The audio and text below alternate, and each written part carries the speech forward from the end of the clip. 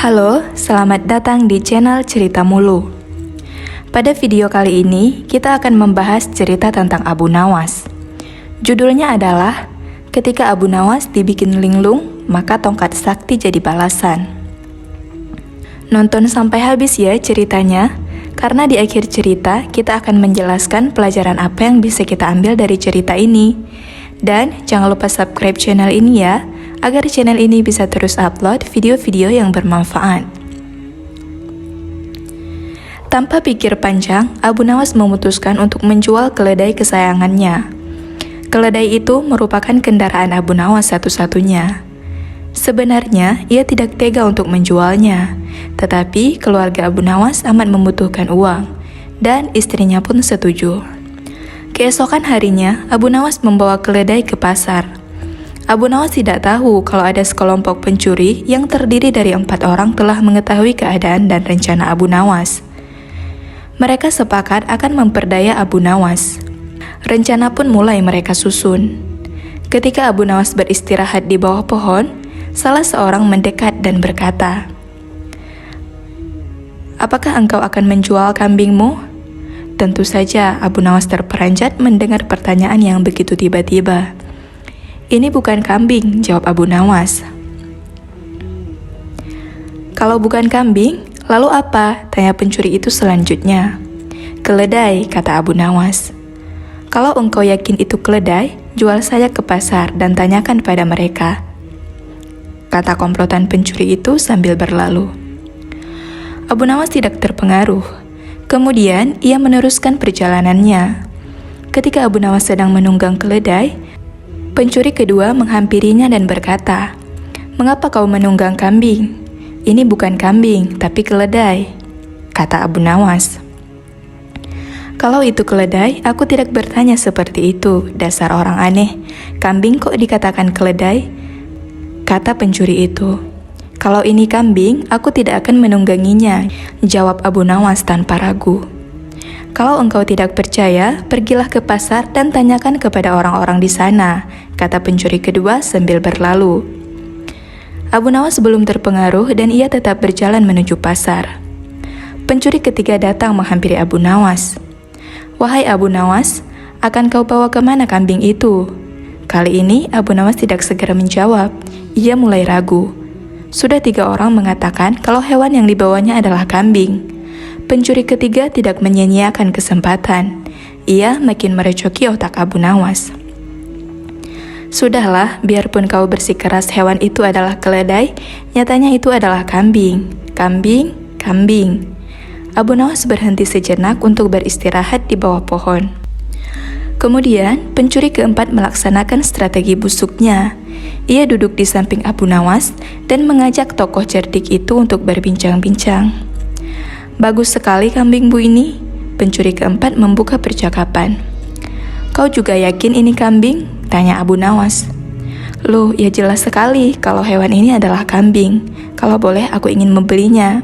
Berapa kau mau membayarnya?" tanya Abu Nawas. 3 dirham, kata pencuri itu. Abu Nawas pun setuju.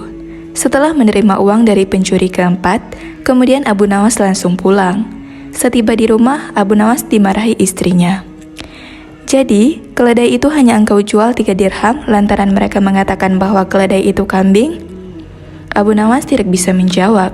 Ia hanya mendengarkan ocehan istrinya dengan setia sambil menahan rasa dongkol.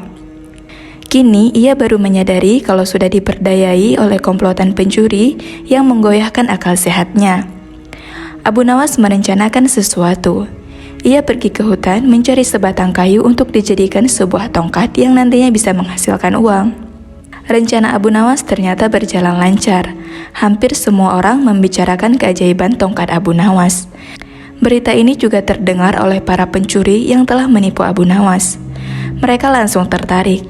Bahkan, mereka melihat sendiri ketika Abu Nawas membeli barang atau makan tanpa membayar tetapi hanya dengan mengacungkan tongkatnya. Mereka berpikir kalau tongkat itu bisa dibeli, maka tentu mereka akan kaya. Hanya dengan mengacungkan tongkat itu, mereka akan mendapatkan apa yang mereka inginkan. Akhirnya, mereka mendekati Abu Nawas dan berkata, "Apakah tongkatmu akan dijual?" Tidak, jawab Abu Nawas dengan cuek. Tetapi kami bersedia membeli dengan harga yang amat tinggi, kata mereka. Berapa? Kata Abu Nawas pura-pura merasa tertarik. 100 dinar uang emas, kata mereka tanpa ragu-ragu. Tetapi tongkat ini adalah tongkat wasiat satu-satunya yang aku miliki, kata Abu Nawas sambil tetap berpura-pura tidak ingin menjual tongkatnya. Dengan uang 100 dinar, engkau sudah bisa hidup enak, rayu mereka makin penasaran. Abu Nawas diam beberapa saat sepertinya merasa keberatan sekali. Baiklah kalau begitu, kata Abu Nawas kemudian sambil menyerahkan tongkatnya. Setelah menerima 100 dinar uang emas, Abu Nawas segera melesat pulang. Para pencuri itu segera mencari warung terdekat untuk membuktikan keajaiban tongkat yang baru mereka beli. Seusai makan, mereka mengacungkan tongkat itu kepada pemilik kedai. Tentu saja pemilik kedai marah. Apa maksudmu mengacungkan tongkat itu kepadaku? Bukankah Abu Nawas juga mengacungkan tongkat ini dan engkau membebaskannya? Tanya para pencuri itu. Benar, tetapi engkau harus tahu bahwa Abu Nawas menitipkan sejumlah uang kepadaku sebelum makan di sini. Gila, ternyata kita tidak mendapat keuntungan sama sekali menipu Abu Nawas. Kita malah rugi besar, umpat para pencuri dengan rasa dongkol. Hikmah yang bisa diambil dari cerita ini adalah jangan suka menipu orang lain karena itu tidak baik untuk dilakukan. Perbuatan menipu merupakan salah satu penyakit yang merusak hubungan antara manusia.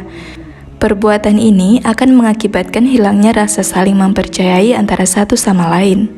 Jika hal ini terjadi, kepercayaan memang sudah tidak ada lagi di antara masyarakat karena sudah diliputi rasa egois dan dendam antar masyarakat.